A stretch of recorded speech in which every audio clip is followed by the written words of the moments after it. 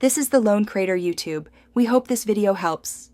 Open Outlook and click File, then Options to access signature settings quickly. In Options, select Mail and then Signatures to open the editor window. Click New, type a concise signature name, and press Enter to create it. Use the formatting toolbar to add bold, links, and font sizes for clarity. Insert an image or logo using the Image button and resize to about 100 pixels wide. Click Save to store this signature before closing the editor window. Test your draft in a new message before finalizing the signature.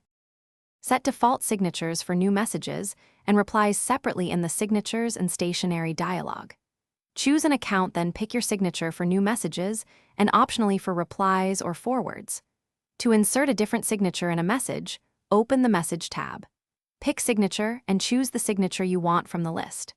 For rich HTML signatures, paste formatted content into the editor or click Edit Source for manual HTML. Remember to save changes and create distinct signatures for personal and business contexts.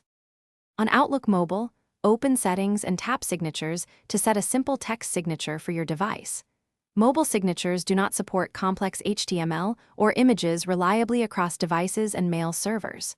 For consistent branding, use Outlook desktop signatures for creation and testing. Send a test email to confirm rendering across Gmail, Apple Mail, and Outlook Web. Keep signatures short, under 6 lines, include essential contact details, a short legal disclaimer, and update promptly. Always send a final test.